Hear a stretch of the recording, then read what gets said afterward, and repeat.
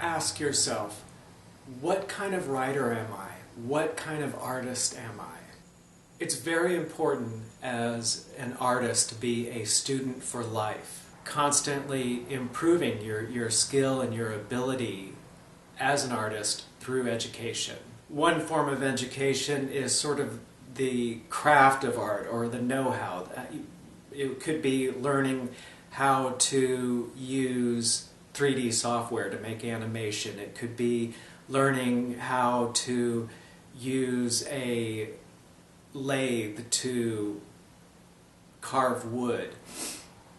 Another form of education are the tried and true. These are the techniques. These are ways of creating art that have been proven to work, and there is the risk of it creating cliche art because an overused technique becomes worn out to the public. It doesn't affect them the way it used to, and it's sort of like an old joke. But still, it's an important part of being an artist to use techniques, to use plot techniques, to use compositional techniques, and understand what has worked in the past and use it to better effect. Another very important part of being a writer and an artist is the exploratory mode, the experimental mode. So ask yourself, as an artist, how experimental are you? How much are you going into that unknown territory and trying forms in your art that, to your knowledge, have never been tried before, and you really don't know if they're going to work or not? Think about your favorite art. It could be your favorite movie, your favorite book, think your favorite song, and consider that when that art was being creative, it's very likely that the creator really didn't know if it would fly or not, really didn't know if it would work, if it would catch on, and if the audience got it, if it would even be very interesting to them. The popular arts, movies, stories, all the arts that are in the minds of people today is very much like an arena, and we can see all these different art forms sort of competing, and we can get a sense of what is working really well and what is catching on and what is really flying and really captivating people. And in that way, we're finding out, we're getting a sense for the techniques and the forms that can make for a very effective art form. Then you have an art form that breaks one of the unspoken rules. When one of the first movies that come out that depict suburban America, a lot of people are like, what? Suburban America is not inspiring. Why would there be that kind of film done in that location? It should be deep in the city, or it should be in an exotic location. Suburbia is one of the least inspiring places in the world. And surprised at how effective it can be and how it can reveal for us things that we were always vaguely aware of, that were sort of looking us right in the face, that we still never paid much attention to before. The great thing about learning formulas and learning what works and developing a repertoire for different tried and proven ways of writing stories and creating art is that it can be an effective vehicle to move whatever new and experimental, rule-breaking attempts in art that we try when we are not sure if they're going to work or not. Now, To be artistic, you could do cookie cutter art where it is all formula, all tried and tested, where basically you say, here's the hero, here's the villain, here's the adventure landscape, here's the golden grail, blah blah blah, and do nothing but what has been proven to work. And then the other extreme is where you're purely experimental, purely trying things, possibly trying to tell a story without using language. And so somewhere between those two extremes, people kind of choose how much formula they're going to use and how much experimenting they're going to try out. When you are wondering if the story or art project you're working on is going to catch on, if it's going to be something that'll ignite the interest of people, ask yourself this: what is it about my art that will catch on, and in what way? There's a multitude of ways. You could have it catch on simply because it's a current topic of interest. It is vaguely reminiscent of one of the major life dilemmas of the human condition: mortality.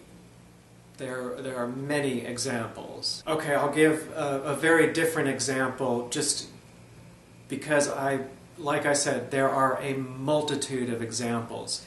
So there's the movie Boys in the Hood. One reason I think it works very well is that it's very much like the opposite of melodrama. Everything is very much played down, and there are very dramatic, inherently dramatic situations in the movie, but the way that the movie is made is everything's all played down. It's not inflated, and that works very well. Now, there's the term a musician's musician, and there are artists, and these are extremely experimental artists and musicians that perhaps in many cases only other artists can appreciate them because they're just too obscure for the general non-artistic public. But we artists can appreciate them because we recognize that they're trying new things out that haven't been proven yet in the arena of popular culture. One very good thing about following formulas and even doing cookie cutter art and like fan art, and I am not in any way putting those down. As an artist, working with formulas and the tried and true has always been a very helpful, creating structure to my artistic practice. One good thing about, you can go ahead and write a story knowing that you're following the formulas. You have the good guy, the bad guy, all of these very effective formulas. While doing that, your subconscious very likely will get an idea, and if you're listening, will offer that idea to you. And what happens is that a lot of the times the conscious mind is sort of like, I don't know, I don't want to mess up what I'm doing. I don't want to throw a wrench in the works. I don't want to spoil what I've got going here. But if you get one of those ideas, at least write it down. Let your subconscious know that you're ready to respond and work with the ideas that it offers to you. Because in that way you open up this link of communication. You create future events where the subconscious realizes, oh, you want these kind of ideas, I'll give you more, and I'll start thinking along these lines. And that can open up a cornucopia of new ideas and brilliant insight and things that have never been revealed to human minds before. There are very good reasons why most new brilliant ideas never make it to the page, never become uttered by people.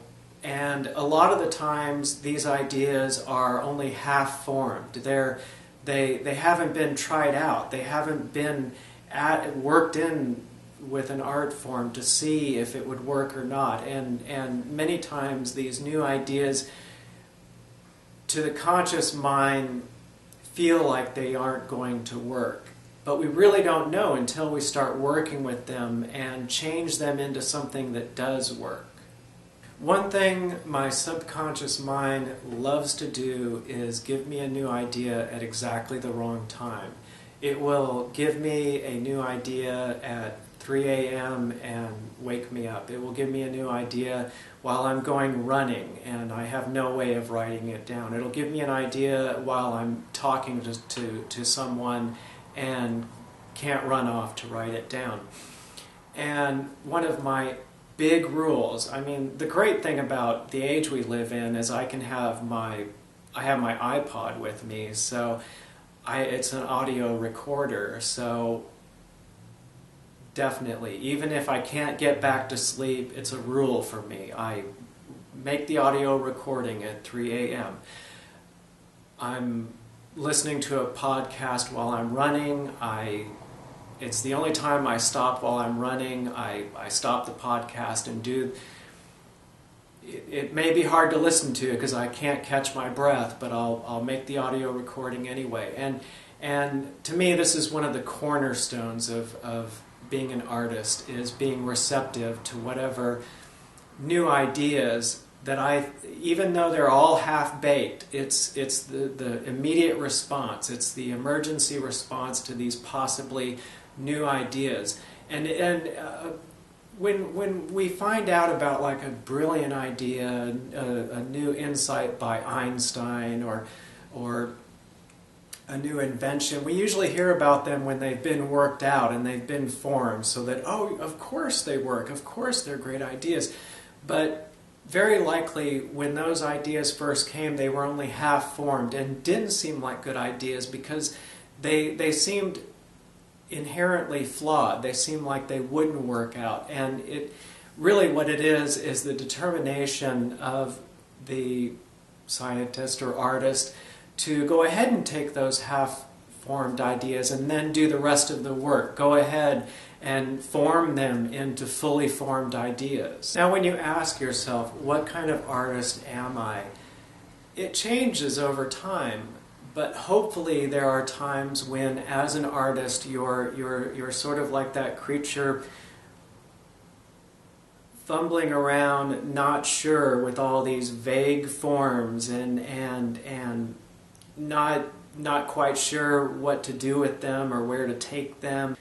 So you have people, it's just their personality, they're naturals at being experimental, exploratory artists, and they do it. They have many lines of communication set up between them and their subconscious, and they're curious by nature, always discovering new things in the world they walk through. And for the rest of us, how does this work? So we're working on a story, and we're excited about working with great formulas that have been proven to work, and we're making our artwork. And any time that we have an idea that, you know, half of us thinks, no, that won't work, turn that around. Ask yourself, reach out. Can I make that work? And go ahead and focus your effort in welcoming those half-baked ideas, and always, every day, demonstrate to your subconscious that you're reaching out, you're looking for those ill-formed ideas that might just be worked in somehow. When you are deconstructing your artwork, looking at what about it will be of interest to others, recognize that some things could catch on immediately like candy, but not last. And then there are other things that might not catch on at first, but eventually grow on the public. And so if you're working with a new idea that you're interested in, but you're kind of thinking, oh, others might find it boring or not so interesting. If you're fumbling around, not really seeing or knowing what you're doing, follow your interest. If something is at all interesting to you, chances are that it could be one of those brilliant new insights that will grow on people and be enduring, and things that people will cherish for others. So if it has any interest to you at all, trust in it. And these are things that you can forget about in the next minute if you're not looking for that new thing, if you're not willing to reach out and work with things that could be just the tiniest light, threaten to go out at any second. But if it's the tiniest if it gives you the tiniest bit of interest, if you find it at all interesting, then it's very important to try to keep it alive. Put your hand around it so that the wind doesn't blow it out. Try to get it to grow. See what energy you can add to it to make it turn into a flame, and what you can build it into and build with it. Ideas act very differently when they aren't incarnated. They act very differently inside the mind. Once you take them out and start working with them in the physical world, they start behaving very differently. Now, so many people think there is like formula cookie cutter art versus experimental exploratory art, and that is such a misconception.